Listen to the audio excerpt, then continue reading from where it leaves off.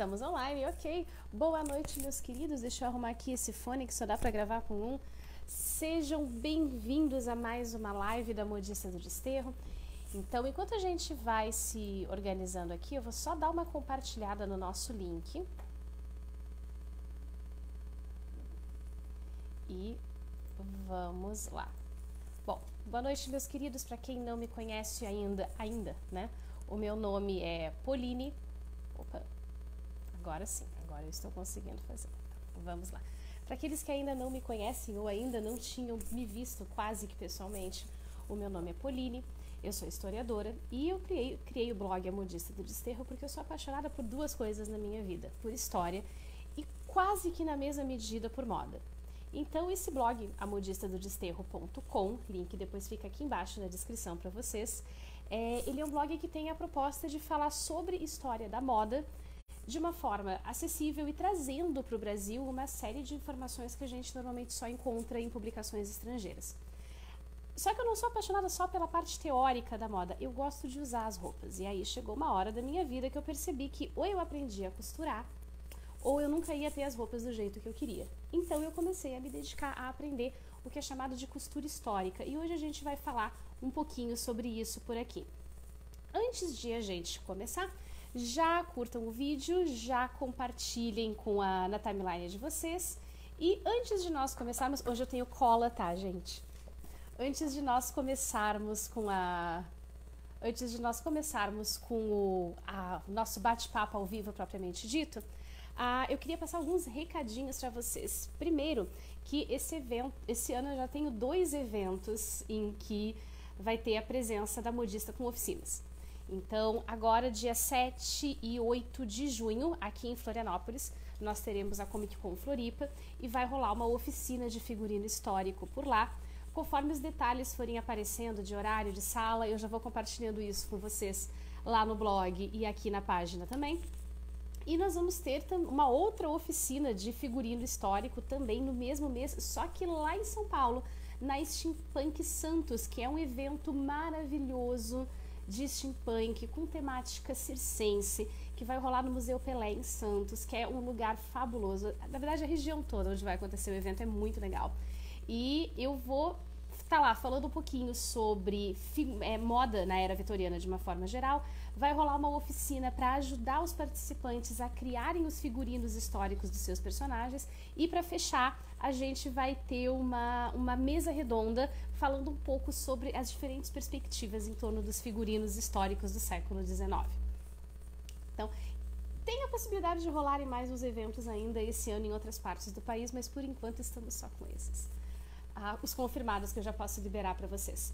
Um outro recadinho que eu queria deixar para vocês é que aqui na página tem um álbum chamado Empório, que é um álbum de vendas. Tem alguns trajes meus antigos que eu coloquei à venda e peças avulsas, porque eu estou precisando dar uma desafogada nas peças que eu tenho em casa, porque está faltando espaço. E eu coloquei algumas dessas peças antigas para venda, com os precinhos bem camaradas, e eu estou aceitando encomendas também. Então, até junho eu só tenho espaço para pegar mais 2 encomendas. Então, se alguém quer encomendar alguma coisa para pegar lá em São Paulo, para pegar em Santos durante o evento de steampunk, pode entrar em contato comigo, fala comigo no inbox que a gente vê como é que a gente monta esses figurinos e essas peças para vocês. Só lembrando para vocês que a gente tem também o Instagram do blog, que é @amodistadodesterro, e agora nós temos um Twitter também. Só que o Twitter não me liberou fazer um @amodistadodesterro, então ficou @fkisner. Os conteúdos do blog estão sendo compartilhados por lá também e vários outros conteúdos avulsos à medida em que eu vou escrevendo os posts para o blog e eu vou fazendo novas descobertas. Essas informações estão indo para o site também, para o Twitter também. Então, amores, hoje a gente vai tentar fazer a dinâmica da live um pouquinho diferente, que nós vamos, na medida do possível, tentar deixar as nossas perguntas para o final. Hoje a gente está com um assessor fixo aqui, que é o Zambi, o senhor modista, meu ilustre marido. Inclusive, eu tô aproveitando para fazer aquele merchan básico, né, Zambi? Tô colaborando extraoficialmente com o Zambi no trabalho que ele está fazendo no Oi, Lúcia, boa noite, Beth, boa noite, Rodrigo. Galera, eu vou dar uma olhadinha aqui pro canto de vez em quando, porque o computador tá aqui e eu preciso ver o que vocês estão falando. Oi, Dainha, oi, Cirleia, boa noite, gente. Sejam bem-vindas e bem-vindos. E Rodrigo também, que eu não tinha visto aí. Então, bom, que eu tava falando, merchanzinho básico, né? O meu marido é quadrinista e junto com a Script Editora, que é uma editora daqui de Floripa, ele tá trabalhando num projeto que é o projeto que conta a história da criação do Batman. Porque o criador do Batman, que era o Bill Finger, ele só foi receber o devido crédito pela criação não só do Batman, mas de vários outros personagens do universo das HQs da DC só em 2014. E aí, um grupo de malucos daqui do Brasil, que inclui o meu marido, e o Diego Morro e o Douglas, que são o pessoal da Script, resolveram pegar a biografia, que foi uma super investigação que foi feita por um jornalista, né, Sandra? Que foi o que resultou em, de fato, o Bill Finger poder receber póstumamente, porque ele já era falecido, o crédito pela criação do Batman. E aí vai ser a primeira HQ biográfica sobre o Bill Finger que vai sair. Ela vai sair aqui no Brasil em português, mas ela vai sair no exterior também. E aí os meninos queriam fazer uma parada muito historicamente correta, e aí eu tô dando uma ajudinha, uma colaborada com eles, não só na parte de indumentária, mas na parte de objetos também e de referências. O projeto do Bill Finger está em financiamento no Catarse. Então, eu até vou deixar o link aqui embaixo, mas vocês já podem dar uma visitadinha. Catarse, né? 14. Catarse com s.me/Finger 2019. O projeto já está na reta final. Os meninos já estão finalizando colorização e as últimas páginas já estão sendo desenhadas. E eu tenho o prazer de acompanhar tudo isso em primeira mão. O Zambi vai ser o nosso assessor hoje, então eu estou pedindo para vocês, na medida do possível, deixarem as perguntas um pouquinho mais para o final, que aí ele está anotando todas as perguntas e nós vamos responder isso na finaleira para vocês. O tópico de hoje é falar sobre estratégias para a gente economizar um pouquinho na costura histórica.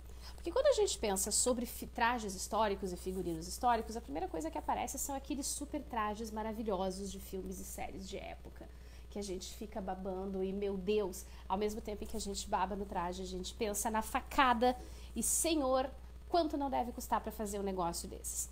Não é tão caro assim. Existem estratégias pra gente baratear. Dá para fazer um traje super caro com R$1.000, R$1.500 só de material, mas dá pra gente conseguir umas coisas com precinho bem acessível. Então, antes da gente falar sobre essas estratégias, essas 10 estratégias para baratear um pouco a produção dos trajes, eu queria falar com vocês, primeiro, para a gente diferenciar o que é a costura histórica do que dá para chamar, entre muitas aspas, de costura normal. A costura normal, entre aspas, seria aquela costura que a gente faz para o dia a dia, é aquilo que segue as tendências do momento que a gente está vivendo. Então, é a calça, é o vestido, é o blazer, que é feito exatamente com o padrão que a gente usa hoje. E que as técnicas que nós utilizamos hoje, muitas delas são bastante recentes, e como a gente foi perdendo com o passar do tempo o hábito de fazer as roupas sob medida, tem muita coisa padronizada por causa da produção em larga escala. Então as roupas já não assentam mais no corpo do mesmo jeito que elas costumavam assentar antigamente. A galera que está aqui assistindo e que tem várias costureiras aqui, e costureiros também, que acompanham a página, você sabe melhor do que eu a diferença que é uma roupa que é feita no corpo de uma pessoa. Não dá nem para comparar com aquilo que a gente tira da arara de uma loja, mesmo que seja uma grife super famosa, e aquilo que é feito sob medida, exatamente no corpo da pessoa. Só que o que diferencia a costura histórica dessa costura sob medida que a gente pratica no dia a dia? São 3 coisas: a modelagem, as técnicas utilizadas e os materiais também. A modelagem da época, ela é completamente diferente do que nós trabalhamos hoje. Então eu vou tentar hoje um pouquinho não falar tanto somente sobre era vitoriana e século XVIII, que é o que a gente fala mais, mas fazer um apanhado geral mesmo, porque tem uma galera que está chegando na página perguntando sobre Renascimento e perguntando sobre Idade Média, e são conteúdos que a gente vai começar a colocar no site. Oi, Andréia, querida, muito obrigada pela presença de vocês aqui, e eu sou uma fã de Outlander, tá? Eu confesso, assim, ó, vocês vão me matar, tá? Eu não gosto da Claire e eu não gosto do Jaime. Eu gosto de todos os outros personagens da série. Eu adoro os panos de fundo históricos, mas aquele casal principal... eu assisto a série não é por causa deles, mas a história de Outlander, de uma forma geral, é uma coisa que eu gosto muito. Fico muito feliz de saber que eu estou com o pessoal do Outlander da Depressão aqui junto comigo. Então, bora voltar pra cá. Hoje em dia, a gente está acostumado a pegar e fazer o molde em papel. E até o século XIX, molde em papel era uma raridade. Os alfaiates e as costureiras muitas vezes riscavam direto no pano. E dependendo da roupa, eles nem riscavam, ela era drapeada direto no corpo da pessoa, o que a gente chama de mulagem hoje em dia. Oi, Jujuba. Então, oi? Oi, ai, a Kínia tá online também, a minha cunhada. Oi, amorzinho, tudo bem? E a Bia Araújo, que chegou agora. Vamos chegar lá, Bia, nos trajes da Renascença, mas vamos focar aqui na modelagem por enquanto. Então, as posições das costuras, as quantidades de tecido, muita coisa que hoje nós cortamos no fio do tecido, em outras épocas era cortada no viés e o contrário também. Então, dá para fazer uma roupa moderna que lembra, uma fantasia, por exemplo, que lembra uma roupa de uma princesa da Renascença, por exemplo, mas ela não tem aquele ar de a pessoa acabou de sair do túnel do tempo ou acabou de sair de uma pintura, porque a modelagem é diferente. Além da questão da modelagem, nós temos o problema das técnicas. Só para começar, o jeito como a gente faz forro hoje em dia é completamente diferente do forro que era feito há 150. Não precisa nem ir tão longe. Esses dias uma menina de um brechó no Insta colocou uma foto de uma roupa dos anos 60, 1960, que ainda era forrada com uma técnica que se usava na era vitoriana. Então, as técnicas de montagem, não só as camadas, né, o modo como elas vão sendo montadas, mas o tipo de costura. A gente tem muita finalização à mão. Ponto invisível é uma coisa que é praticamente obrigatória para todas as barras de saia, barra de manga, que foram coisas que a gente já foi perdendo hoje em dia por causa da industrialização, né? E aí a gente entra na questão dos materiais. A roupa de época, o traje histórico, ele usa materiais muito específicos. Embora tenha uma galera por aí que é mais exagerada, que gosta de dizer não, porque traje de época tem que ser feito com fibra natural. Eu particularmente acho que isso é um pouquinho de radicalismo. Se a gente tem como conseguir um tecido sintético com uma aparência legal, que não pareça uma fantasia de Halloween ou uma fantasia de carnaval, nada contra, eu acho que não tem por que a gente não usar. E a gente vai falar sobre essas substituições hoje. A princípio, até o século XX, 1910 mais ou menos, a gente só tem fibras naturais sendo usadas nas roupas. O que fazia, por exemplo, com que as roupas históricas fossem muito menos quentes do que as roupas que nós utilizamos hoje. Elas esquentavam bem menos no verão e elas aqueciam bem mais no inverno. Então, antes de a gente começar com a parte das dicas propriamente dita, Ju, você não está tão atrasada assim não, tá? A gente tem que pensar o seguinte: cada período da história da humanidade tem uma silhueta diferente. Quando eu falo silhueta, eu estou falando do formato dos corpos. Por exemplo, quando a gente pensa em década de 20, a período das melindrosas, a gente reconhece aquela silhueta do corpo feminino que é mais tubular. A cintura não é marcada, os seios não estão em evidência, nem o quadril. É uma coisa mais retinha, ela é mais vertical. Inclusive, tem uma relação disso com a arquitetura da época e tal.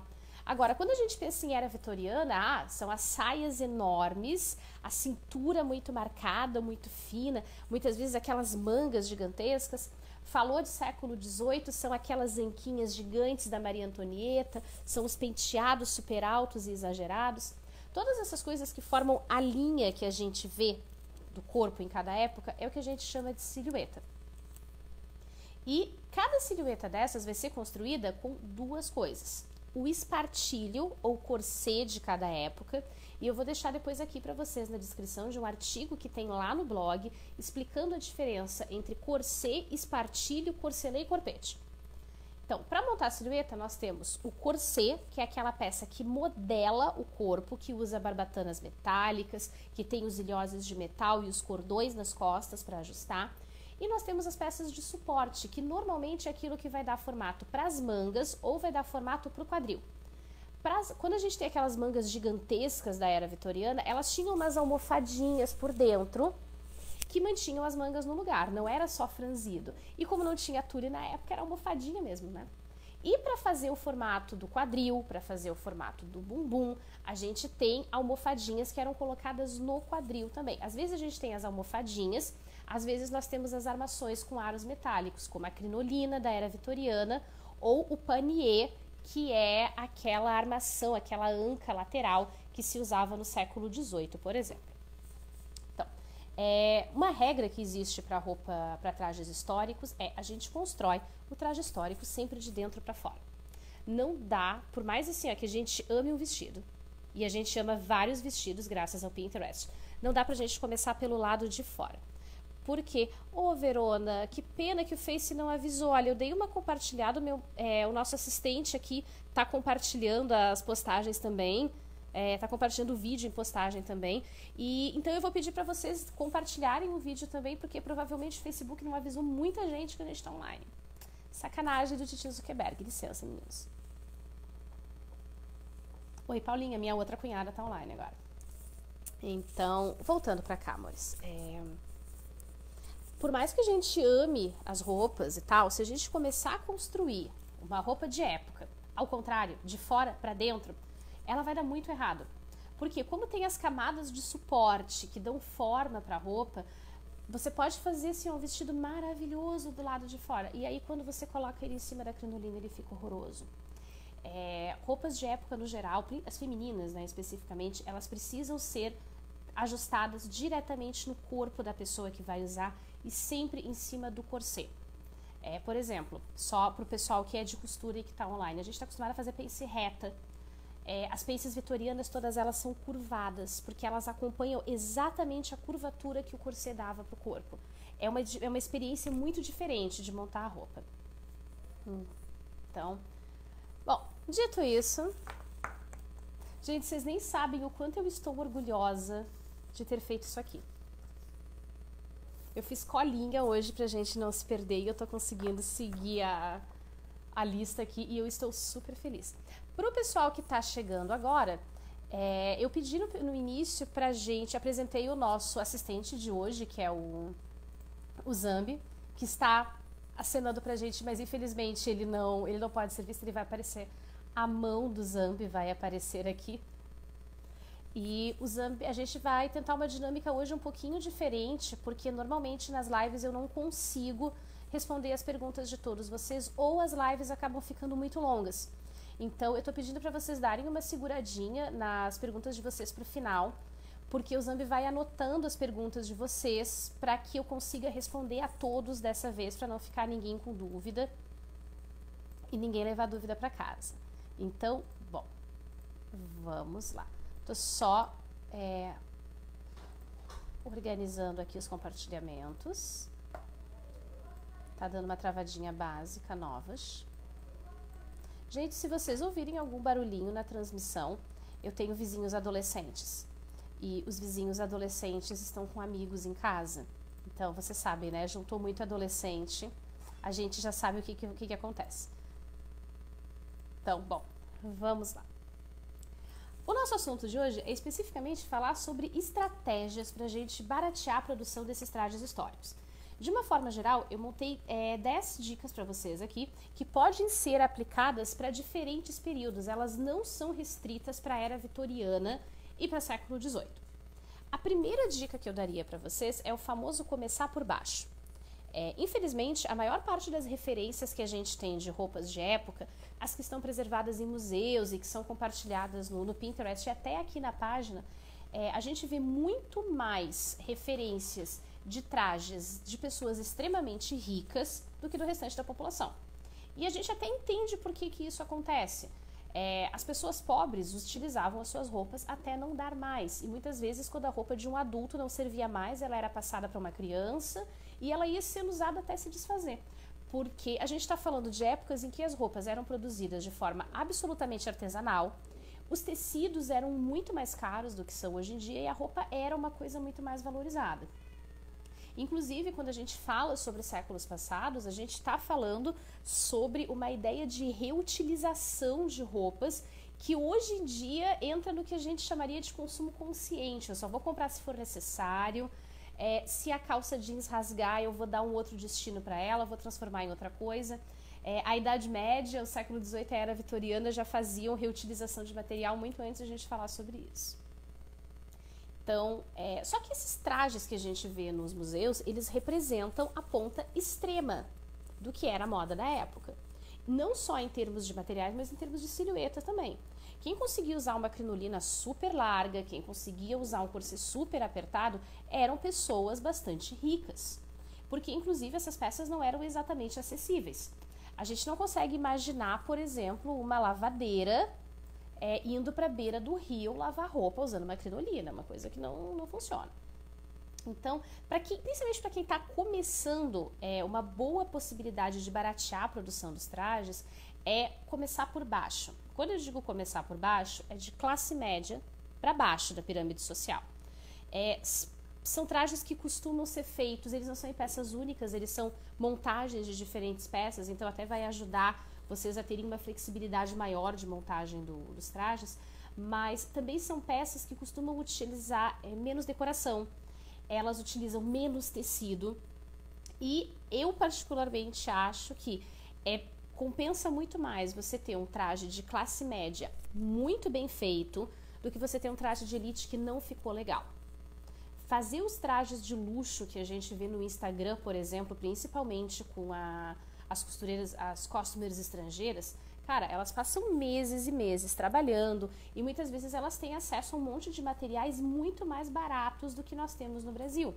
Quem acompanha essa galera no Instagram sabe que é super comum encontrar roupas originais do século XIX e até coisas do século XVIII originais em brechós e a preço de banana.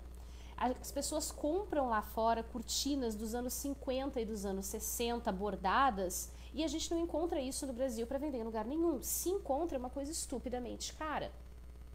Então, esses trajes de classe média, de classe popular, eles costumam ser um bom começo e é perfeitamente possível criar um traje que parece dar eu vou falar muito sobre isso, o efeito túnel do tempo, que é o efeito, você saiu do túnel do tempo, você saiu da máquina do tempo, você saiu de um quadro. É perfeitamente possível fazer isso com um traje de classe média. E quando eu falo de classe média, a gente está falando de quê? A gente está falando de comerciantes, estamos falando de profissionais liberais, das esposas e filhas desses profissionais liberais. E dá para fazer uma silhueta, bem a silhueta característica da época, sem gastar muito, começando pelo meio para baixo da pirâmide social. Só que o que vai ser o traje de classe média ou o traje popular, ele vai mudar muito de época para época. Aí é que entra a questão da pesquisa. Uma coisa fundamental para economizar com a costura histórica é a realização de uma boa pesquisa.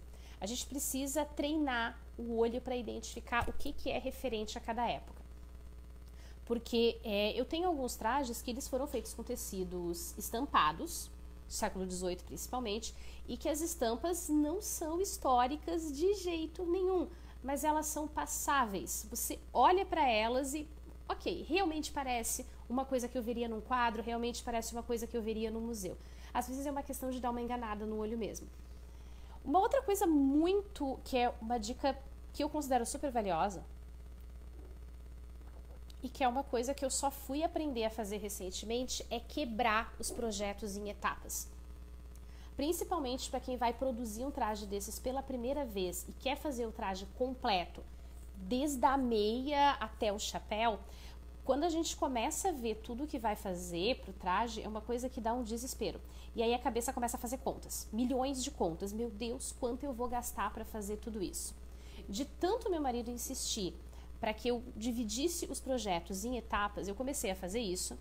E eu faço o quê? Eu faço um mapeamento, eu faço uma listinha mesmo, eu faço uma tabela de todas as peças que precisam ser executadas para o traje. E aí eu vou selecionar o que eu já tenho material em casa, o que eu posso desmontar uma peça antiga para reaproveitar o material, o que eu vou precisar comprar material novo e o que eu posso comprar pronto de alguma maneira e só fazer uma customização ou só reformar.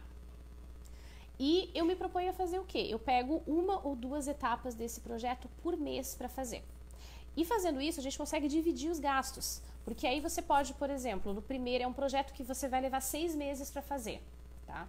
No primeiro mês você vai lá e compra todos os tecidos de forro, que normalmente é mais barato, aí você consegue pagar à vista, e os outros tecidos você pode, os outros materiais todos, você pode ir parcelando e isso fica uma coisa um pouco menos pesada. Pelo menos para mim isso é uma coisa que tem funcionado bem. Eu tô fazendo um traje bustle, a galera que tá acompanhando no Instagram Viu que eu já fiz a anquinha, que eu já fiz a anágua, uma peça por mês, uma coisinha de cada vez, que eu consigo equilibrar tanto os gastos, eu consigo equilibrar com a minha disponibilidade de tempo também. Pelo que eu vejo do que vocês postam e do contato que eu tenho com vocês, poucos dos curtidores e dos seguidores da página vivem de moda ou de costura em tempo integral. A gente normalmente concilia essa paixão com outras coisas que nós fazemos para poder pagar nossas contas. Então, essa ideia de quebrar os projetos é uma coisa, quebrar o projeto em etapas, é uma coisa boa também para ajudar na organização do nosso tempo. A nossa terceira dica é: invistam em peças coringa. Quando a gente acha aquelas trajes maravilhosos no foto de museu no Pinterest, meu Deus, eu preciso desse traje.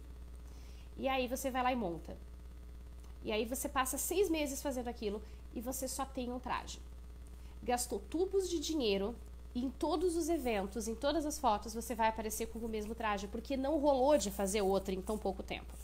O que eu digo para vocês? Invistam em peças coringa, coisas que podem ser trocadas. Sempre que eu vou comprar tecido para fazer uma saia de passeio, aquela saia 1890 preguiadinha nas costas, eu olho para o tecido e eu comparo mentalmente se ele fecha com as peças que eu já tenho em casa. Eu tenho muitas camisas que são separadas, eu tenho saias que foram feitas separadas, elas não são conjunto com nada, elas não têm casaco, elas não têm bolero, mas são peças que combinam entre si. Então, as saias, muitas vezes a gente consegue encontrar até em lojas de departamento, camisas, consegue encontrar casaquinhos mais estruturados que eles passam por uma peça histórica, principalmente para final do século XIX e começo do século XX.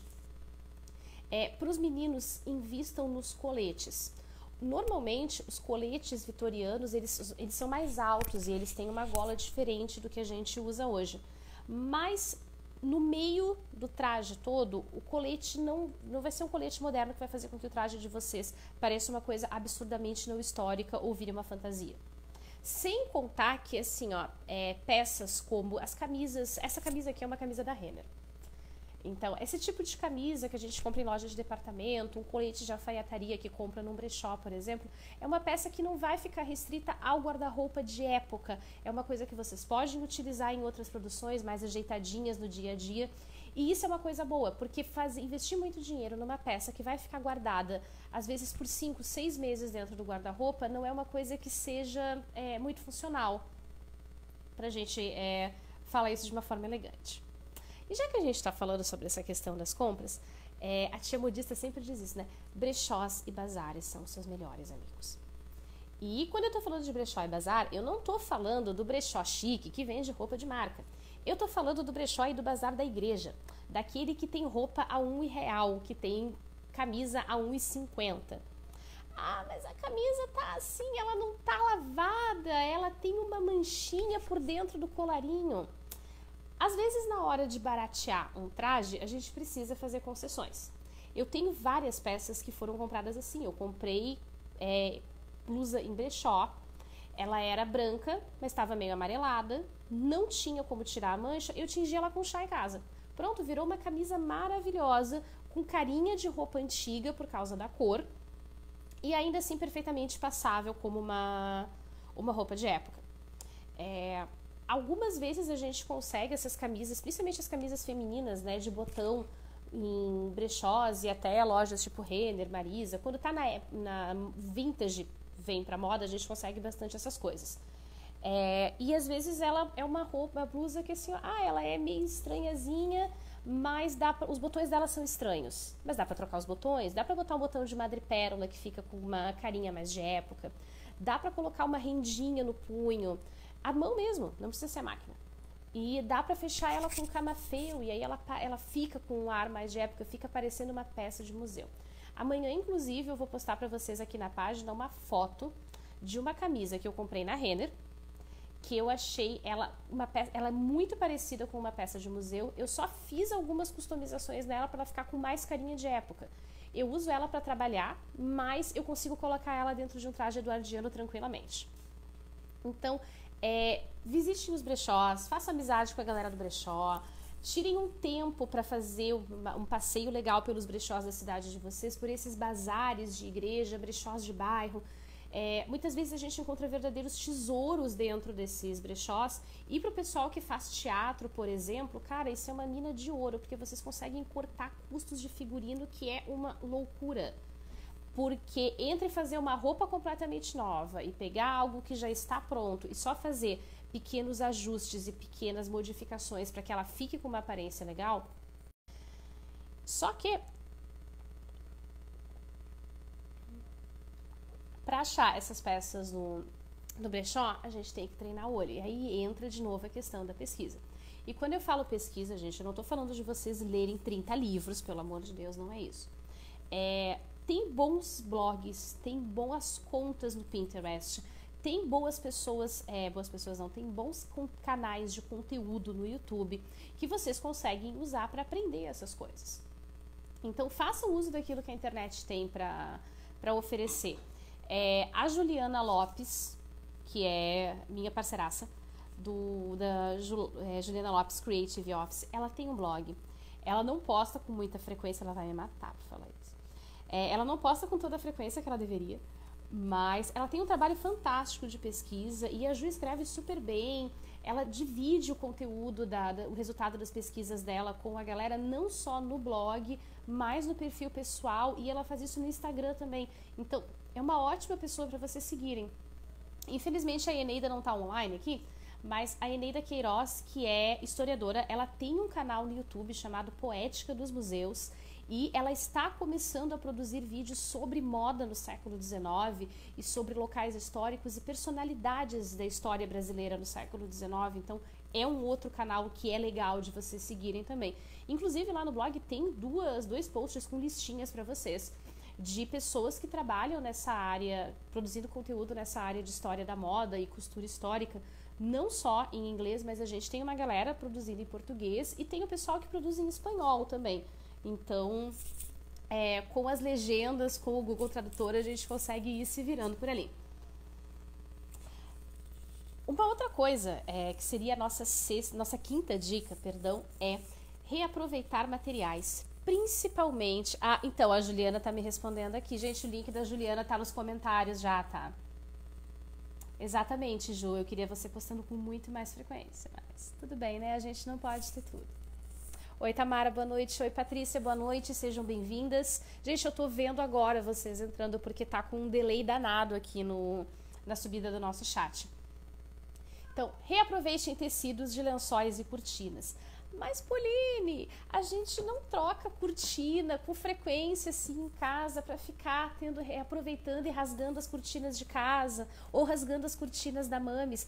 Avisa para os amigos que você está aceitando doações de cortinas. Eu tenho uma sacola dentro do meu armário de figurino que eu não sei exatamente quantas cortinas de renda tem lá dentro. Tem cortina branca, tem cortina marrom, tem cortina amarelada. Um tomzinho de sépia, né, como se fosse chá. Elas são sintéticas. Elas são sintéticas, mas elas ficam maravilhosas em cima de um vestido. Sabe aquele vestido azul de crinolina, que é o vestido de baile? Então, sabe aquela renda linda que está em cima dele? É uma cortina que foi desmontada. Avisem os amigos, deixem as pessoas saberem que vocês estão aceitando doações de cortinas. Normalmente, cortina tem os tecidos mais elaborados, né? Tem aquele rendão que dá pra usar não só para as roupas. Nossa, o foco tá horrível hoje. Eu tô vendo aqui que o meu foco tá falhando. Voltando. Não só dá pra usar a renda de cortina para fazer cobertura de vestidos, mas ele é ótimo para fazer acessórios.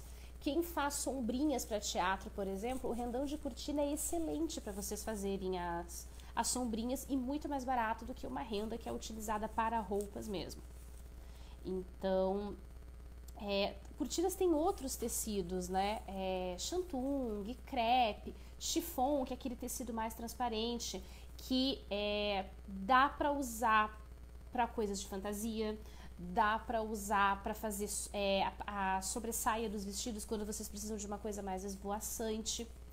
É só tomar o cuidado que ele não pareça uma coisa muito sintética, porque senão ele acaba parecendo mais uma fantasia do que realmente um traje histórico, mas é uma coisa que é perfeitamente usável. com outras decorações em volta, a gente nem percebe que está usando voal e chifão de cortina. E aí a gente entra na questão dos lençóis. Às vezes, quando o lençol que a gente usa na cama, às vezes ele dá uma rasgadinha. Quem tem, por exemplo, gato em casa, teve vários lençóis da gente que eu acabei colocando para reutilizar para outras peças por causa disso. O gato sobe na cama, você vai abraçar o gato, porque a gente tem complexo de Felícia, ele dá uma trancadinha com a unha, já deu uma rasgada no lençol. E é o tipo de coisa que, se a gente deixa na cama, aquilo vai virando um buraco enorme. Então, algumas coisas a gente conserta a mão, outras não dá. Então, esses lençóis, tá com furinho, tá rasgadinho, que normalmente as pessoas não querem usar mais, dá perfeitamente para você receber, dá aquela lavada gostosa. Se for uma coisa branca, bota para alvejar, bota álcool, bota bicarbonato, bota com água quente, clareia e reutiliza. As meninas ainda estão lembrando aqui que é uma coisa muito legal. Por que a cortina e o lençol são uma coisa tão boa pra gente, tão econômica? Porque eles são muito largos. E isso entra na nossa sexta dica. Se vocês não tiverem como reutilizar material de lençol e material de cortina, seja de vocês ou seja doado, a gente sempre pode recorrer aos tecidos de lençol e decoração na loja de tecidos. Eu não sei como é que é em outras cidades, mas aqui em Floripa, normalmente esses tecidos de lençol e decoração, eles ficam escondidinhos. Porque não é o que as pessoas procuram em primeiro lugar. Eles sempre deixam à mostra, né? Oxford, tricoline, os crepes, os tecidos de festa caríssimos, aquelas rendas e tules bordados maravilhosos. Então eu chego na loja e eu já digo, eu quero tecido de lençol ou eu quero ver os tecidos de cortina.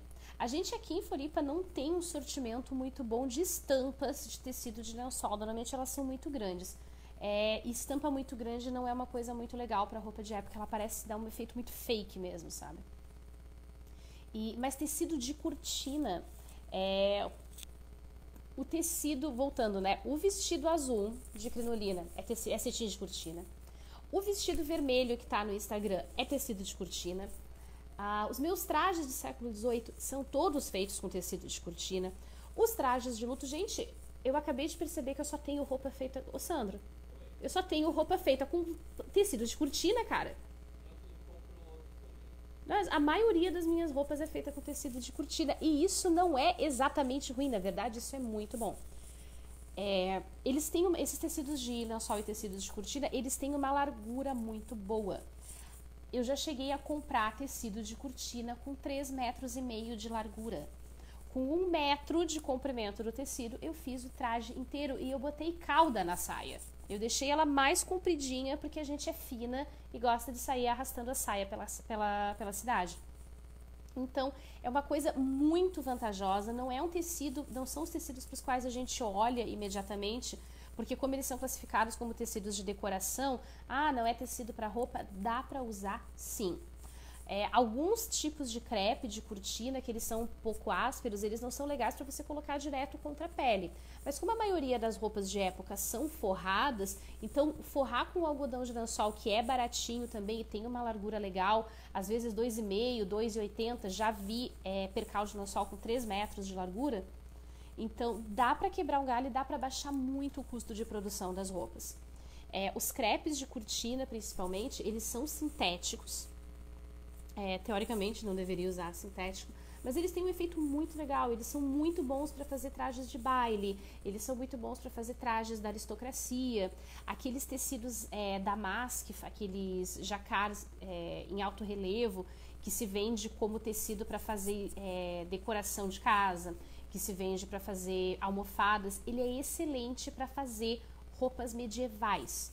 Porque ele é largo, ele é pesado, como muitos dos tecidos medievais eram, e eles ficam maravilhosos quando a gente faz aquelas pregas na volta do corpo, presas pelo cinto, principalmente trajes do final do século XV, final do século XIV, perdão, comecinho do século XV, eles ficam maravilhosos e servem para diferentes épocas. E os tecidos de lençol são bons também. Se você estiver se aventurando em fazer um traje grego ou um traje romano, eles são excelentes. Uma outra coisa para a qual esses tecidos de lençóis são ideais é para você fazer roupa de baixo. E isso é uma coisa que eu aconselho para todo mundo. Invistam nas roupas de baixo. Façam calçola, façam chemise, façam corset cover, Porque as minhas roupas de baixo, elas são multiperíodo. Eu não faço uma peça que eu vá usar somente com um traje. E isso volta para aquela questão das peças coringa que a gente falou anteriormente. Eu faço diferentes períodos, não faz sentido para mim ter uma roupa que eu vá usar somente para um ano específico, tipo 1895. As calçolas eduardianas que eu fiz com molde de 1915, eu acho, eu uso elas embaixo dos meus trajes vitorianos e ninguém vai me dizer que tá errado. Ninguém vai levantar a minha saia para ver, eu espero. A polícia do historicamente correto não vai bater na porta da minha casa dizendo que tá errado. E esses trajes de baixo, principalmente, eles são muito bons de você fazer, porque eles são confortáveis. Para quem usa o corset mesmo, as calçolas abertas no meio das pernas, elas são extremamente confortáveis, porque corset histórico é um negócio que incomoda para usar com calcinha. Ele não foi feito, é uma peça que não foi feita para ser usada com calcinha moderna, então a calçola com o meio das pernas aberta, ela acaba sendo muito mais confortável e muito mais prática para a gente ir ao banheiro, por exemplo. Se você estiver usando uma armação enorme de vestido, então fica mais fácil ainda. A sétima dica que a tia tem para vocês hoje é: façam amizade com o pessoal das lojas de tecido. Eu já consegui coisas maravilhosas por fazer contatinhos com a galera. Muitas lojas de tecido, ou elas têm página do Facebook, ou elas têm conta no Instagram. Então, vale a pena seguir as lojas por 2 motivos. Primeiro, porque você fica sabendo das promoções. E em segundo lugar, porque quando você faz uma roupa, faz um traje com um material que você comprou naquela loja, marca a loja. Deixa o pessoal da loja saber as coisas maravilhosas que você está fazendo com o material deles.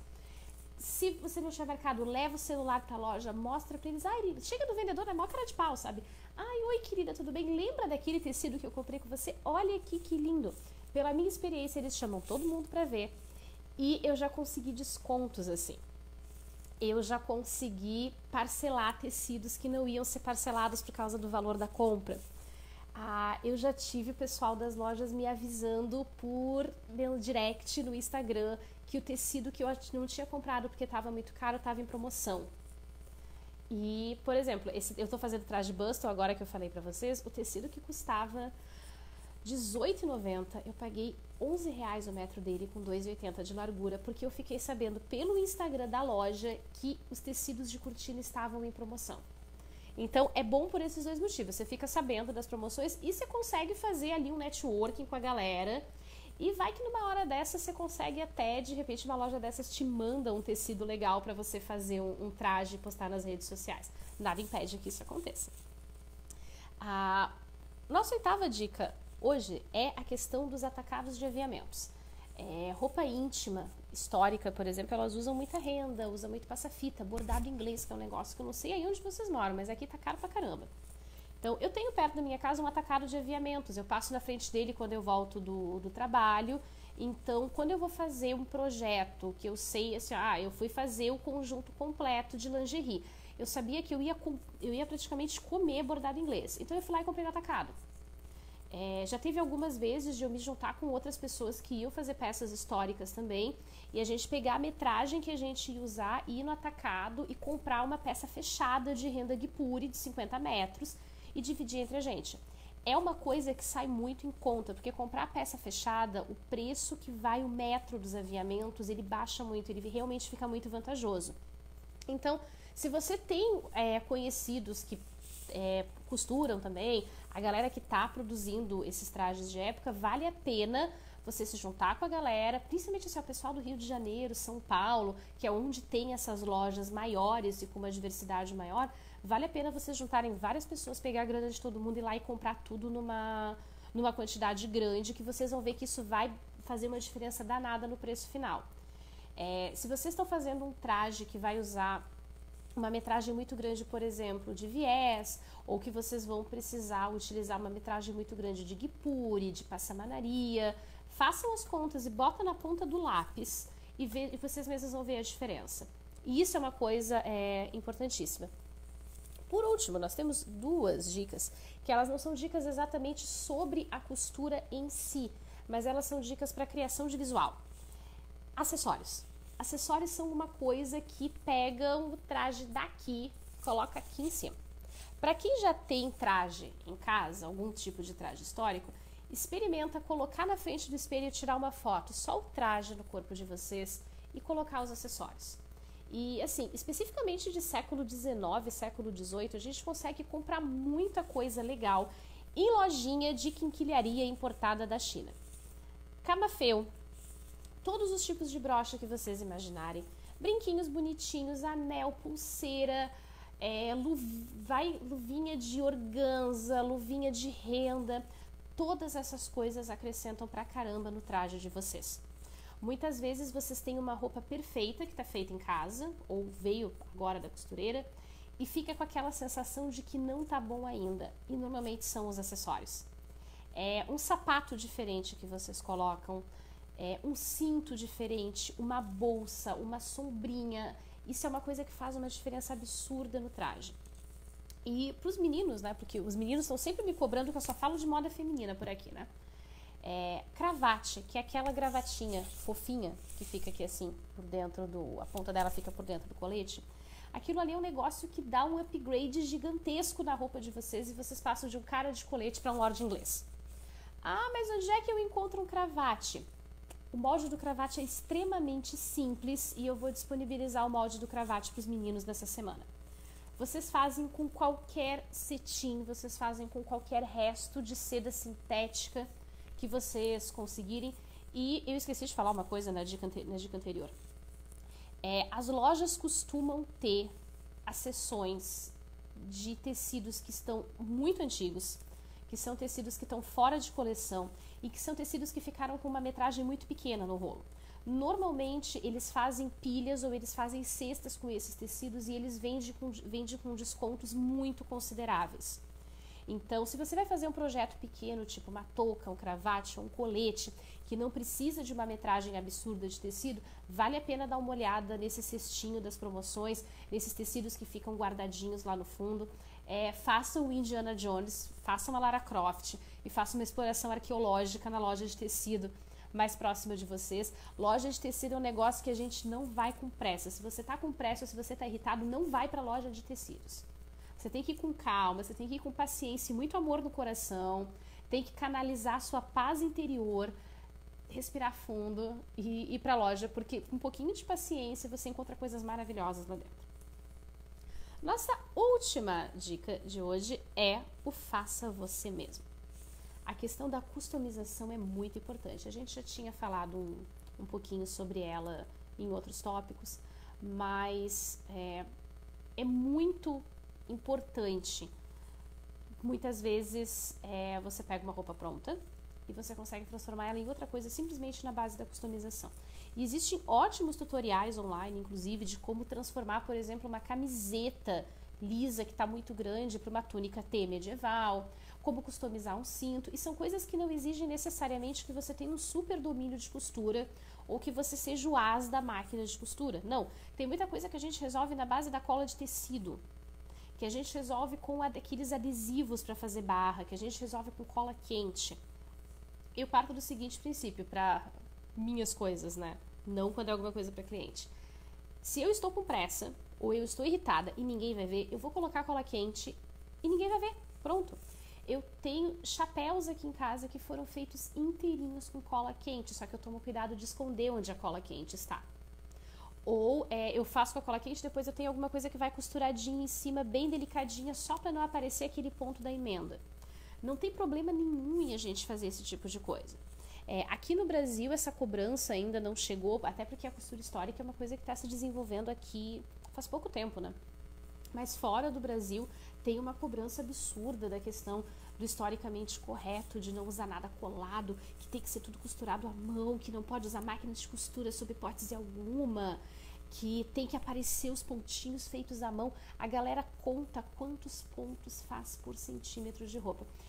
Eu acho isso uma coisa ligeiramente exagerada, acho que não é necessário, eu vivo dizendo isso.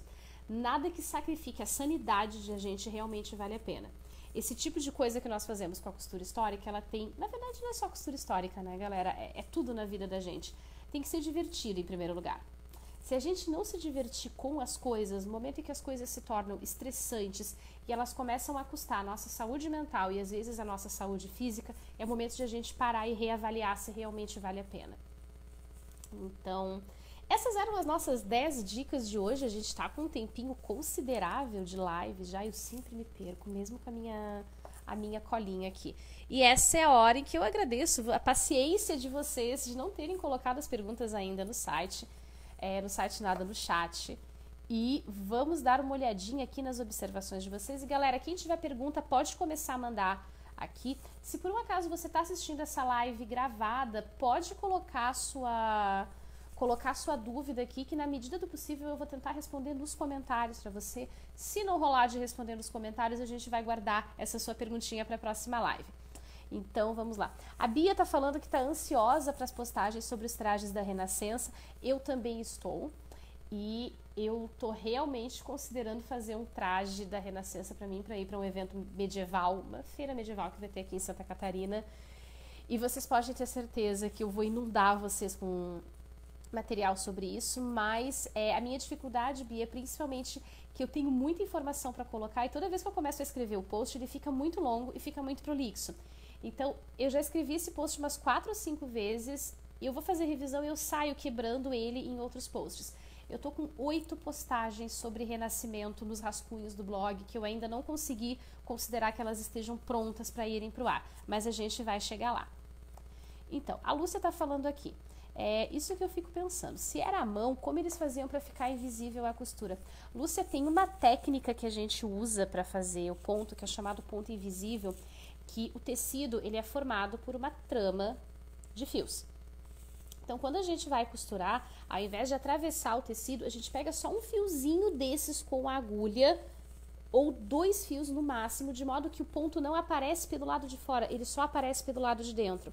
É um ponto extremamente delicado, é normalmente o que se deveria usar em vestidos de festa, mas boa parte dos vestidos de festa que a gente aluga não vem com isso. É o que, por exemplo, se usa em barra de vestido nada, de calça social. E as minhas barras de calça social feitas assim, elas duram infinitamente mais do que uma barra que eu faço à máquina, por causa da linha dupla, que é usada na costura de mão. A Ju tá aqui falando sobre a blog dela, vamos lá. Oi, Ana, tudo bem? A Ana tá perguntando qual o caminho para quem quer começar. Eu sou handmade. Ana, eu acho muito legal eu curto muito essa parte do handmade, e na medida do possível eu tento, dentro do tempo e da minha disponibilidade, trabalhar nessa linha feita à mão também. Tudo depende, Ana, de qual período você queira trabalhar. Por uma questão de praticidade, eu sempre aconselho que as pessoas comecem pela roupa de baixo. Então, sendo uma pessoa que está começando na costura histórica ou uma pessoa que está começando na costura de uma forma geral, as peças de roupa íntima, chemise, calçolas, corset cover, que é aquela blusinha de babadinho para cobrir, ou sem babados para cobrir o corset, elas costumam ser mais fáceis de fazer. E elas são peças coringa, elas são peças bonitas, elas são rápidas de fazer. E tudo aquilo que é rápido dá pra gente aquela sensação de dever cumprido, né? O nosso cérebro gosta da recompensa que vem da satisfação, então são coisas boas de fazer. Mas lá no blog, eu vou deixar aqui o link para vocês, existe um artigo, eu já vou até abrir aqui para poder colar nos comentários, que ele tem 7 projetos de costura histórica. Estou no lugar errado. Que são 7 projetos de costura histórica para quem está começando. Eu vou achar o link e já vou colar aqui para vocês. Inclusive tem lá no site também um guia com os pontos que são mais usados para costura histórica, os pontos de mão. Opa. Vamos achar o link aqui para vocês. Os pontos de mão, aqui, prontinho. Tô colando na resposta do seu comentário, tá, Ana? Só que eu colei com o usuário errado. Mas tudo bem. Ok, está valendo ainda. Então, Ana, só dá uma curtida aí no comentário, só para eu ter certeza que que chegou para você? Edilene, costurar é uma coisa fabulosa. Não importa se a gente costura a mão ou se a gente costura a máquina, é uma coisa espetacular. Eu sou suspeita para falar, costura é minha terapia. E é uma coisa que eu gosto muito de fazer e, repetido que eu já falei em várias outras vezes, é a satisfação de você fazer alguma coisa, você olhar aquela peça pronta e a sensação de fui eu que fiz. Eu acho que isso é uma coisa fantástica e é algo que infelizmente a gente foi perdendo à medida que a gente foi deixando de usar as roupas sob medida. Inclusive, para quem gosta de costurar à mão, eu estava lendo uma matéria que um blog gringo compartilhou esses dias, que é uma moça que trabalha no setor de conservação de um... Eu não lembro qual é o museu agora, mas ela manuseia esses trajes históricos originais. E ela, inclusive, postou algumas fotos com autorização do museu para mostrar como é que era o acabamento dessas roupas por dentro. E que nem de longe o acabamento era tão perfeito quanto a gente acha que era, viu, Ju? Viu, Tamara? Que a gente vive se exigindo as perfeições dos acabamentos. Um monte de costura torta, linha que arrebentou no meio do caminho, e aí o pessoal foi lá e emendou o negócio de qualquer jeito, o nozinho de arremate que ficou à mostra, o ponto de barra que era para ser pontinho invisível e não foi. E eu acho muito legal a gente ver esse tipo de coisa, porque a gente costuma ver o passado como uma terra completamente idealizada, maravilhosa, que as pessoas eram mais habilidosas, as pessoas eram mais cuidadosas, e não é por aí. E eu acho que ver esse tipo de traje com os acabamentos internos não muito legais. Gente, vocês desculpam eu ficar mexendo assim no nariz com frequência, mas é que eu sou alérgica. E hoje me deu um princípio de minha crise alérgica, e aí eu tava toda preocupada se eu ia conseguir gravar a live, porque eu não tava conseguindo ficar sem espirrar, e aí eu começo a ficar rouca quando eu espirro. E aí eu ainda tô com uma coceirinha no nariz, mas estou medicada. Então, o que eu tava falando que eu já me perdi, senhor? Gente, eu me perdi, que coisa. Então, bom, deixa eu voltar aqui pros comentários de vocês. Nossa! Gente, a Ana tá dizendo que costura desde os 8 anos, que coisa fantástica. Aí a Verona, a maquiagem da costura já existia desde sempre. Sim. E aí tinham as técnicas para esconder as costuras que não estavam muito legais. Eu vou aproveitar e vou deixar colado aqui já nos comentários o post sobre os pontos de mão na costura histórica, que toda vez que a gente fala sobre costura à mão, alguém pergunta. Porque os pontos que a gente usa hoje na costura não eram os mesmos que eram utilizados. Assim como no começo eu falei para você sobre a questão das técnicas que não são as mesmas, o modo de cortar, o modo de montar, até mesmo a ordem em que as peças eram montadas, os pontos que eram utilizados não eram os mesmos. Então, vamos responder as perguntas de vocês. A Bia... Deixa eu responder a Valéria primeiro. Valéria, minha querida, muito obrigada. E quando eu recebo esses comentários de vocês, dizendo que vocês gostam de ler o blog, que o blog é prazeroso, como eu já recebi algumas semanas atrás, dizendo que a página e o blog são um lugar de tranquilidade no mar de bagunça e ódio generalizado que virou a nossa internet, eu fico muito satisfeita porque eu sei que eu estou no caminho certo e eu fico muito feliz de saber que eu estou conseguindo trazer alguma coisa de bom para vocês. É muito bom quando aquilo que a gente gosta de fazer acaba impactando e trazendo resultado e prazer para as outras pessoas também. Então, vou pegar aqui. Bia, uma dúvida que eu tenho também. Amo essa parte de costurar os trajes históricos, mas não tenho eventos para usar na região. Como proceder? Bia, onde é que você mora, meu amor? Vamos descobrir um evento para você divar já imediatamente.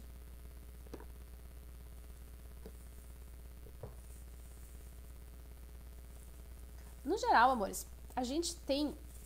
já tivemos mais, mas a gente tem núcleos de eventos acontecendo em diferentes partes do Brasil. Aqui em Floripa a gente já está sem há algum tempo, era eu que organizava, mas eu não tenho mais pique para organização de eventos. A minha carga de trabalho na escola é bem considerável e não sobra muito tempo entre o blog, entre cuidar do marido e dos gatos e o trabalho. Eu não tenho mais o mesmo tempo que eu tinha para organização de eventos. Porto Alegre tem um grupo que organiza alguns encontros, mas ele é um grupo um pouco mais fechado. Tinha piquenique vitoriano em Porto Alegre, mas eu acho que não está tendo mais também. Kitty ou Jaqueline, se vocês estiverem assistindo o vídeo mais tarde e quiserem colocar as informações se ainda tem algum evento do Piquenique Vitoriano de Porto Alegre nos comentários, eu agradeço imensamente. Curitiba continua tendo seu Piquenique Vitoriano anual. O São Paulo tem um Piquenique Vitoriano anual. Acredito que o Rio de Janeiro tenha também. São Paulo tem um núcleo steampunk muito grande. Campinas, Santos, São Paulo capital também. Inclusive o pessoal de São Paulo organiza a Steamcon em Paranapiacaba, que é uma vila ferroviária do começo do século XX, se eu não me engano, final do XIX, começo do XX. E tem a Steampunk Santos. Em São Paulo eles chegam a ter os núcleos divididos por regiões, é uma coisa bem legal. Eu já vi um piquenique vitoriano em Fortaleza. Belo Horizonte tinha também, mas eu não sei como é que está a situação agora. E nós sempre temos a opção, Bia, de você encontrar outras pessoas que tenham interesses em comum e você reunir essas pessoas, nem que seja para um evento pequeno, um evento fechado. Não precisa ser uma coisa grandiosa, sabe? Pode ser você e mais 2 ou 3 pessoas que curtem a mesma coisa e fazer um piquenique num lugar mais tranquilo. Não precisa ser realmente uma coisa gigantesca. A Ana Barcelos está falando aqui sobre o Piquenique Vitoriano de São Paulo, a gente já falou. A Bia está em Araras, região de Campinas, mais ou menos. Então, se tiver alguém de Campinas assistindo o vídeo, por gentileza, manifeste-se. Vamos conversar com a Bia e arranjar e já providenciar um evento para que a Bia possa usar os trajes dela. Inclusive, uma coisa que a gente pode fazer, que eu acho que vai ser bem interessante, lá no grupo do Ateliê da História, que é o grupo do blog, a gente pode, Ju, tô pedindo para você, se você puder criar o tópico lá no grupo, eu agradeço. Para que as pessoas possam falar sobre os eventos que tem na sua região, se são pessoas que organizam algum tipo de evento, para que a gente possa botar a galera em circulação. Eu falei sobre o steampunk vitoriano, mas eu passei completamente por cima dos medievais. A gente tem vários eventos medievais no Brasil. E esses eventos medievais, eles têm um recorte bastante amplo. Eles vão desde ali do final do Império Romano, iniciozinho da Idade Média, e o pessoal estende esse recorte de Idade Média até metade do século XVI, metade dos anos 1500.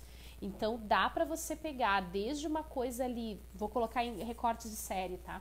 Desde crônicas saxônicas até, deixa eu ver, uma série que seja do começo do período Tudor, até The White Queen, não, White Queen eu acho que é mais tarde, e Reign. Dá pra pegar essas séries ali, não o reinado do Henrique VIII, um pouquinho antes. Então dá pra, na verdade até o reinado do Henrique VIII dá pra dar uma forçadinha. Então, e tem assim, ó, o pessoal tem, eles são bastante flexíveis com relação ao que entra nos recortes, então tem espaço pro histórico, mas tem bastante espaço pra fantasia também. Quando eu digo fantasia, é negócio de capa, espada, elfos, anões, magia, essas coisas assim. E é uma coisa que eles têm uma circularidade, uma regularidade muito grande desses eventos. Tem grandes eventos medievais no Brasil. Recentemente a gente teve um evento em Carambeí, no Paraná, que era esqueci o nome agora. Mas foi organizado dentro de um museu, um parque-museu. E que foi uma coisa muito legal, porque eles trouxeram para o Brasil a experiência daqueles grandes eventos de Living History que tem nos Estados Unidos e que tem na Europa. E agora já vai ter um aqui em Santa Catarina, que é inspirado pelo de Carambeí, que vai ser em Blumenau. São Paulo tem bastante, se eu não me engano, na região Nordeste tem uns 2 ou 3 eventos de medieval também. Então, o grande problema é que esses eventos, no geral, eles não são muito divulgados fora do grupo que forma o público-alvo. E acaba sendo um problema, porque eu acho que tem um público imenso no Brasil de pessoas que consomem séries, filmes e até videogames e livros de época com histórias, backgrounds históricos, e que adorariam uma experiência dessas, mas às vezes não é muito divulgado. Mas, voltando ao que eu tinha falado antes, nada impede, se você, meu amor, meu amorzinho, está numa região em que não tem um evento desses, tente organizar alguma coisa. Mesmo que seja um encontro para tomar chá num local reservado, uma sala reservada, numa casa de chá ou numa cafeteria. O que eu sugiro para vocês? Cria uma página no Facebook ou começa assim, postando na sua Oi Laís. Cria posta na sua timeline, de repente cria uma página para divulgar a ideia e começa a chamar pessoas. Você não vai fazer um evento gigantesco do dia para a noite. Aqui em Floripa a gente tinha, né, estamos inativos, a Sociedade Histórica Desterrense, que era eu que organizava os eventos aqui. E a gente começou com um evento, que foi organizado à distância, porque eu morava em outra cidade. Era para ter sido um piquenique, tinha previsão de temporal no dia. Liguei para a cafeteria, transferi o evento, no dia deu um sol lindo, a gente podia ter feito piquenique, mas se a gente tivesse feito piquenique, de certeza que tinha chovido. E aí as pessoas se conheceram ali daquele grupo de pessoas que participou do evento, umas 5 ou 6 ficaram até o final dos eventos da SHD, participaram de outros eventos e se foram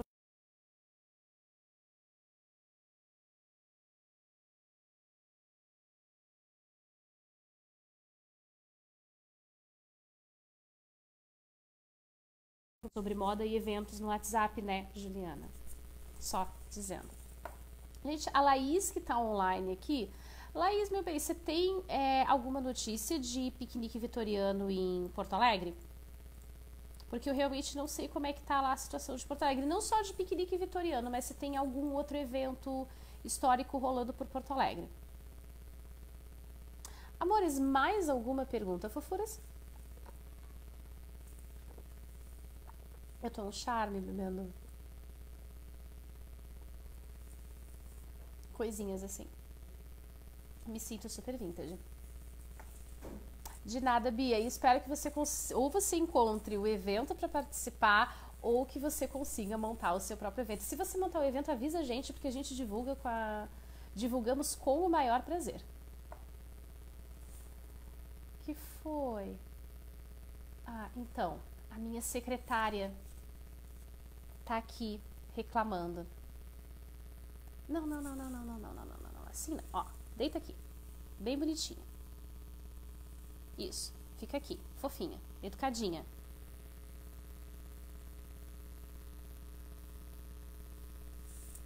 Vamos respondendo aqui os comentários da galera.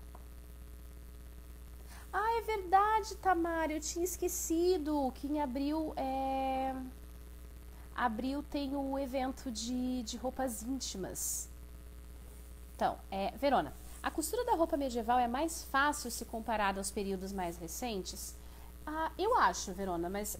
Opa! Gatos fazendo gatice.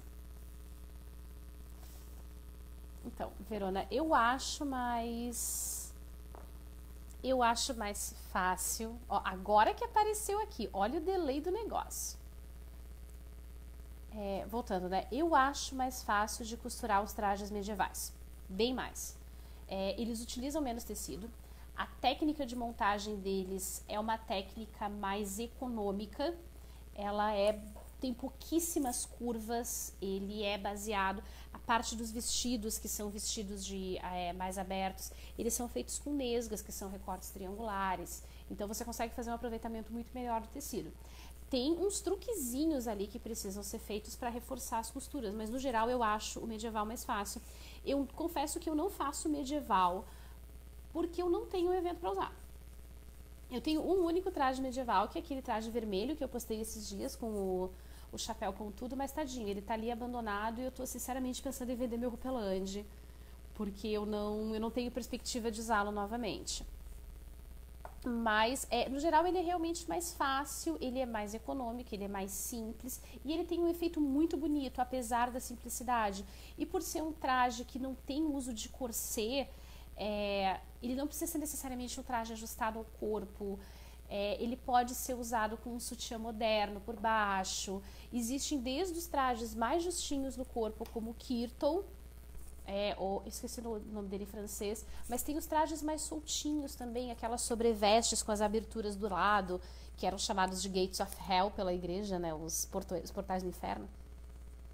Então, o medieval tem ótimas possibilidades e dá para conseguir uns efeitos muito legais com ele. A gente tem aqui na página a Maíra, da Serena Blanca Atelier. Ela faz trajes medievais e faz trajes medievais muito bem, por sinal. E aí você não precisa necessariamente usar veludo. Tem os trajes de veludo. Normalmente os trajes medievais eram feitos de lã ou feitos de seda ou de linho. A roupa íntima era feita de linho, normalmente os trajes exteriores eram feitos de lã. Só que era lã pura e a gente não consegue uma lã nem com o mesmo peso, o mesmo tipo de trama. A lã moderna ela é bem diferente, mesmo a lã pura, que é a facada para conseguir. Então dá perfeitamente para você trocar por uma lã mesclada, uma mescla de lã sintética para o inverno. Só que ainda é uma coisa cara, né? Eu odeio Oxford. Tá? Oxford é um tecido que só serve para mim, ele só serve para fazer teste de modelagem. Mas eu acho, por exemplo, que sarja, se for uma sarja leve, é uma coisa que funciona para um traje medieval. E aí é um tecido natural, né? Não é uma coisa que vai te torrar dentro dele. Espero que eu tenha conseguido responder a tua dúvida. Vamos lá. Ó, a Laís está falando que Porto Alegre está meio parado de eventos vitorianos, mas está rolando evento medieval. Laís, o vídeo vai ficar arquivado aqui na página, então depois você pode assistir. Oi, mãe, tudo bem com você? Então, Verona, é uma menina.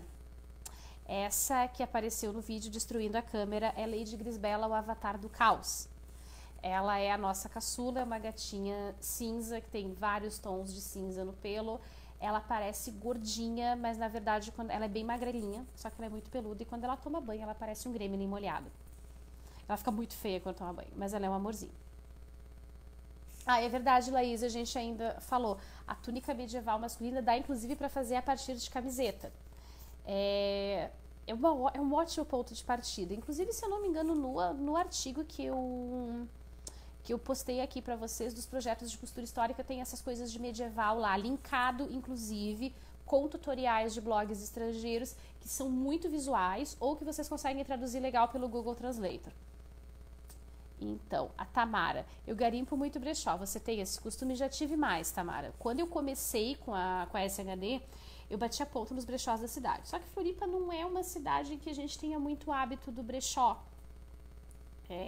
Até existem os brechós, mas ultimamente, principalmente, eles fecharam bastante. Então, a gente não tem uma oferta muito grande. Tem mais brechós que vendem artigos com preço um pouco mais alto, que são grifes, coleções da década de 90, da década de 80 até dos anos 2000. Mas muita coisa do que eu tenho em casa hoje foram coisas que eu comprei 7 ou 8 anos atrás em brechó. Capa de lã circular, eu comprei colete para o meu marido, chapéu que eu comprei em brechó e depois eu desfiz ele para montar o bonezinho na volta da cabeça. É uma coisa que vale muito a pena, principalmente para quem está aí na região dos grandes centros, né? Salvador, Recife, São Paulo, Rio de Janeiro, Porto Alegre. Vocês têm uma oferta de brechós muito maior que a gente aqui. Porque Floripa, apesar de ser capital, não é uma cidade tão grande assim. A gente tem cidades maiores aqui no estado. Então, vale muito a pena, tá? O brechó é o paraíso pra gente. Não só para as roupas históricas, mas a gente encontra muita coisa legal em brechó que dá para reutilizar pro dia a dia. Principalmente agora que a gente está nessa época de esses revivals, esses ressurgimentos de estilos antigos na moda, é uma ótima maneira de conseguir.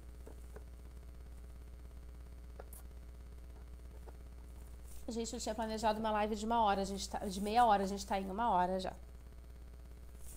Então, meus queridos, acho que a gente vai encerrando por aqui, porque eu não quero me passar muito. Então, quero agradecer mais uma vez pela presença de vocês. Reforçar que a gente tem 2 eventos. Ai, que coceira no nariz, gente, que coisa feia isso.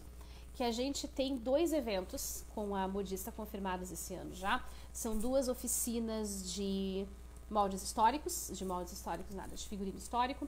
Uma oficina na Comic Con Floripa, dia 7 e dia 8 de junho, tô olhando pra colinha.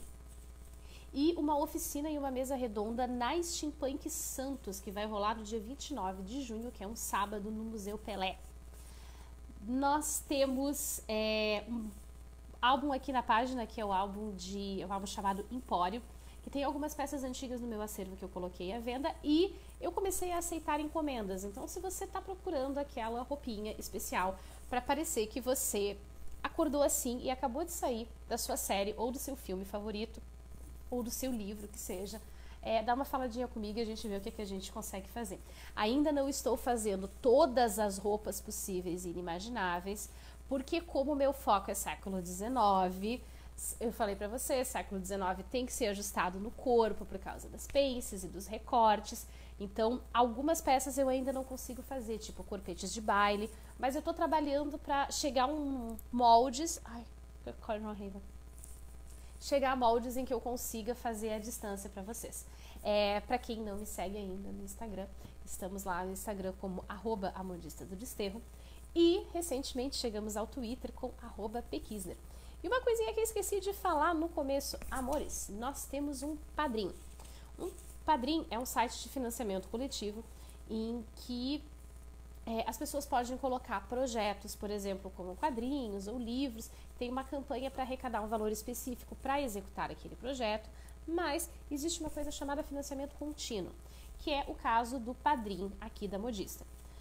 Eu tenho vontade de fazer coisas imensas com vocês, eu quero produzir os vídeos montando etapa por etapa dos trajes, eu quero fazer os vídeos tutoriais, só que isso são coisas que demandam, inclusive, uma estrutura tecnológica que eu não tenho disponibilidade de tempo no momento. Então, manter o site é uma coisa que tem certos gastos de hospedagem, de renovação de domínio, e eu tenho alguns projetos para o site, de produção de vídeos, que é uma coisa que eu gostaria de fazer, mas não estou conseguindo fazer no momento. Então, nós temos um Padrim, que é o padrim.com/... Eu já esqueci, olha que beleza, hein? Que eu acho que é padrim.com.br/modista. Deixa eu confirmar aqui o endereço. Ô, senhor.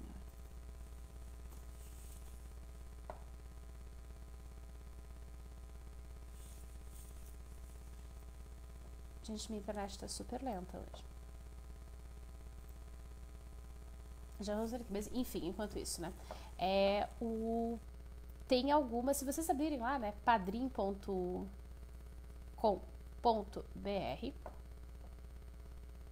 Ô, senhor. Vamos lá. padrim.com.br/a modista do desterro. Que vergonha, Pauline, que vergonha. Se vocês abrirem lá, vocês vão ver que tem inclusive uma série de recompensas, tá? Existem vários níveis de apoio. A gente consegue apoio a partir de R$5. E cada nível desses de apoio, de acordo com o valor de apoio, além de vocês me ajudarem pra caramba a concretizar os projetos da Modista, eu tenho algumas recompensas para vocês, que vão desde vocês escolherem os temas das próximas lives, de constar na lista com o nome de vocês na lista de apoiadores, de serem mencionados como os padrinhos, os facilitadores de todas as lives que a gente fizer, participação em sorteios, grupo exclusivo no blog, até a possibilidade de vocês receberem pôsteres mensais em casa com temas vitorianos, temas históricos, na verdade, né? Conteúdo extra dos diários dos projetos que forem feitos passo a passo, tutoriais exclusivos e consultorias para vocês elaborarem os trajes de vocês. Então, qualquer nível desses de contribuição é, obviamente, muito apreciado, não importa qual seja ele.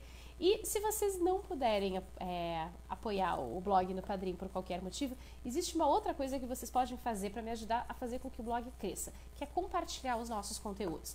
A gente já tem uma taxa de compartilhamento bem legal na página, mas a gente pode aumentar. Então, compartilhem a live, compartilhem os nossos links. E uma coisa muito importante, comentem nas postagens do site. A gente tem um sistema de comentários por Facebook, a gente tem o sistema de comentários do site, que vocês têm que colocar o e-mail lá e tal, mas deixem os comentários de vocês, porque eu preciso dos comentários, ele é o feedback de vocês, eu preciso receber esse feedback para saber se vocês estão gostando dos textos, se o estilo tá legal, se o tamanho tá bom, se vocês acham que tinha alguma informação que estava faltando, que precisava ser colocada, ou se vocês acham que está com excesso de informação. Esse feedback é legal para que a gente possa construir um conteúdo cada vez melhor para o site e para as lives e para todo o material que a gente fizer. Então, meus queridos, mais uma vez, obrigada pela presença de vocês, obrigada pelos compartilhamentos, pelas perguntas, pelos likes, pelas palavras de encorajamento de vocês. E é exatamente por causa desse retorno de vocês que a gente, que trabalha com conteúdo na internet, faz aquilo que a gente faz. Então, uma boa noite a todos vocês. Aguardo vocês lá de seguidores no Instagram e no Twitter. E já aproveitem e deixem nos comentários de vocês ou deixem no inbox lá da página sugestões de temas para que a gente possa fazer a próxima live. Porque esse tema de hoje foi um tema pedido por vocês. E eu gostaria de fazer as próximas lives, os próximos bate-papos, só com os temas que vocês pedirem. Então, meus queridos, uma boa noite a todos. Zaminho, querido, meu amor, você encerra a live para mim? Eu vou fazer assim, cara de fina aqui. Ah, só um pouquinho. Antes de Zambi encerrar a live, tem um recadinho para vocês. Vocês lembram que eu coloquei um post no site que era o resultado das minhas experiências com um pó vitoriano, um pó translúcido vitoriano? Não é pó translúcido, pó de arroz é mais bonito de falar. Eu comentei que eu ia fazer o blush. Pega pra mim. O blush está pronto, tá ali naquele vidrinho, meu bem. O blush está pronto e ele serve para século XVIII e século XIX. Sandro, tá aí em cima, meu bem.